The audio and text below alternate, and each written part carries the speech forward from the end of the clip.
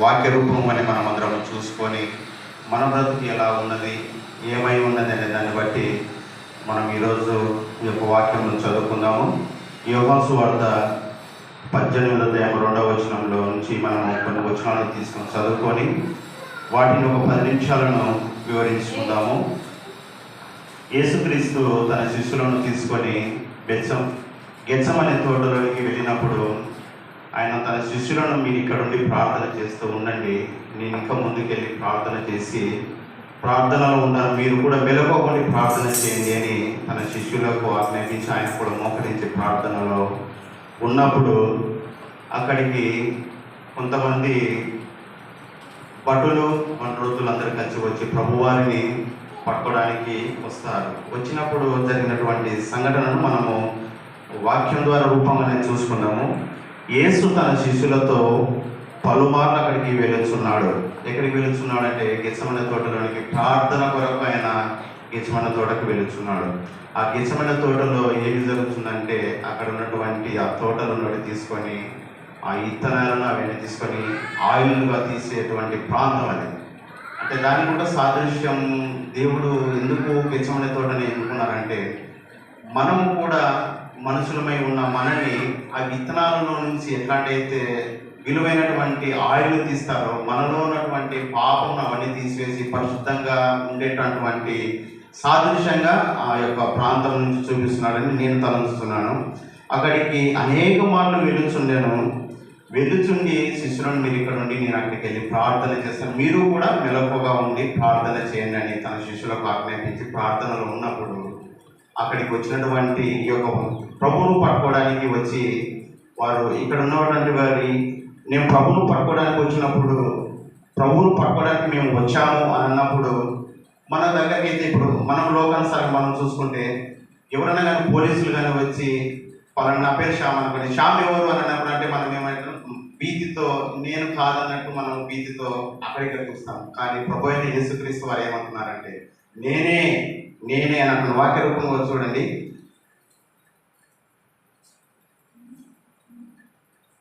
వారు నజరేయుడైన యేసును ఆయన ఉత్తరముగా యేసు ఆయనను నేనే అని వారితో చెప్పాను. ఆయనను అప్పగించిన యూద వారి ఎదుట నిలుచున్నాను. ఆయన నేనే ఆయనని వారితో చెప్పగా వారు వెనుకకు తగ్గింది. మనము ఈ యొక్క లోకంలో మనము ఏం చేస్తామంటే ఎవరైనా మనం ఏదైనా కానీ ఒక సంఘటన జరిగినప్పుడు పట్టుకోవడానికి వచ్చినప్పుడు మనం భీతితో భయంతో వెనక తగ్గి నేను కాదు అని అంటారు. కానీ ప్రభువైన యేసుక్రీస్తు వారు నేనే అని ఆయన ఏమైంటున్నారో ఏం జరగబోతుందో అని ఎరిగిన దేవుడు, ఆయన మరణించబోతున్నాడని తెలుసు, అప్పగించబోతున్నాడని తెలుసు, ఆయన అన్ని తెలిసి కూడా ధైర్యంగా నేనే అని గొప్పగా చెప్పుకున్నటువంటి దేవుడు ఎవరైనా ఉన్నారంటే ప్రభువైన యేసుక్రీస్తు వారు ఒకరు మాత్రమే ఉన్నారు. అందుకని ఆయన లోకానికి రక్షకుడై ఉన్నాడు. ఆయనను అప్పగించడానికి యూద ఏం చేశాడంటే కొన్ని డబ్బుల కోసం ఆశపడి ప్రభువును అప్పగించడానికి సిద్ధపడి ఉన్నాడు. ఈ లోకంలో ఉన్న మనం కూడా అలాగే ఉన్నామా ఒకసారి మనం పరీక్షించుకోవాలి. కొన్ని వెళ్ళిన ధనం కోసం ఆశపడితే మనము ఏమై ఉంటున్నామో ఈ యొక్క యూదాను మనము సాదృశ్యంగా తీసుకోవచ్చు.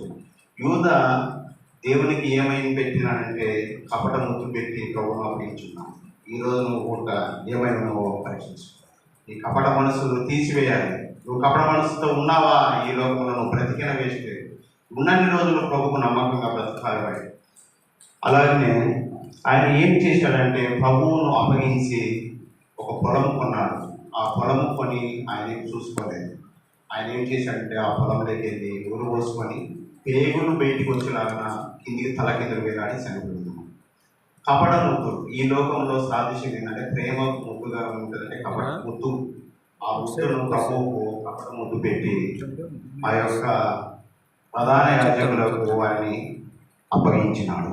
మనము కూడా ధనానికి ఆశపడక, డబ్బుకు ఆశపడక మనము ప్రభు కొరకు నిరీక్షణ కలిగిన వారమై ప్రభు తట్టు చూస్తూ ఆయన వెంబడించే వారమే ఉండాలి. అలాగనే ప్రభువును పట్టుకోవడానికి వచ్చినప్పుడు కొంతమంది సైనికులను ఇక్కడ ప్రభు దగ్గర ఉన్నటువంటి పేతుడు ఏం చేశాడంటే కోపంతో ఆయన దగ్గర ఉన్న కత్తి తీసుకొని ఆయన చెవి నరికాడు.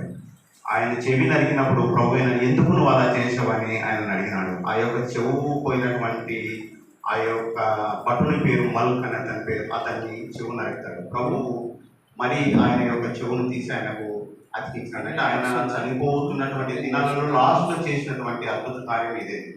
ఆయన చేస్తూ కూడా అంటే ఆయన దగ్గర పేదల దగ్గర కత్తి ఉన్నది, అంటే నరకడానికి. మనం ఈ లోకంలో ఉన్న మన దగ్గర కూడా కత్తులు ఉన్నాయి.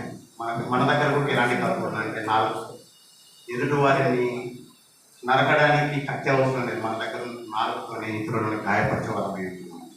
మన నాలుకను మనం కాల్చుకొని, మన దేహమును మనం కాల్చుకొని ప్రభువును పోలి నడుచుకున్న వారమై ఉండాలంటే ప్రభు ఎలాంటి ప్రేమ చూపిస్తున్నారు చూడండి. ఆయనను పట్టుకోవడానికి వచ్చినారు, ఆయన శిక్షించడానికి వచ్చారు, ఆయన తీసుకెళ్లి ప్రాణం కూడా తీస్తారని తెలిసినా కూడా ఆయన ఏం చేస్తున్నాడంటే తన ప్రేమను వెల్లడిపరుస్తున్నాడు. ఈ కాలంలో మనం కూడా అలాంటి ప్రేమను కలిగి ఉన్నామా మనం పరీక్షించుకోవాలి. పేతురు కూడా ఇంతమంది శిష్యులలో నమ్మకంగా ఉండి కూడా ముమ్మారు అబద్ధమాడితే కానీ తెల్లారలేదు.